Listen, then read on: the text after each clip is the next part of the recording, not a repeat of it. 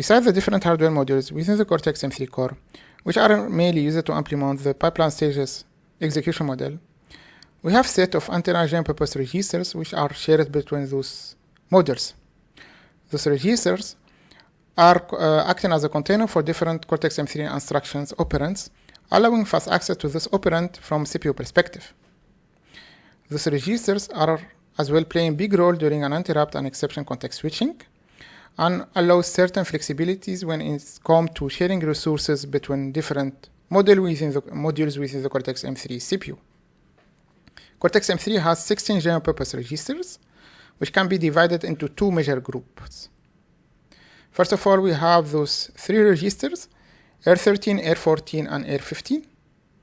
R13, referred as well to the stack pointer, is always pointing to the top of the stack memory. And stack memory is just a memory section allocated within one of the memories within the system, and used to save and store the local variables and input parameters of a function. The stack pointer is banked between modes. If the CPU is executing in thread mode, then the stack pointer to be used is the process stack pointer. If the CPU is executing in handler mode, then the stack pointer to be used is the main stack pointer. We'll discuss in the details the meaning of this mode within the different Cortex-M3 execution modes lecture. R14 is referred as well as link register, and it gets updated and contains the return address during a function jump. Means if you are having a jump to a function within your program, like here, then the link register will be updated with the address right after this jump to the function. This allows the program within the function, really at the bottom of the function, to jump or do a branch basically to your link register, and this allows the CPU to go back basically to this return address. So the link register is very important to maintain the execution flow of your program, especially during procedure and function calls. Program counter contains the address of the function to be executed from the CPU, so it get updated actually by the address generator block of the Cortex-M3 core.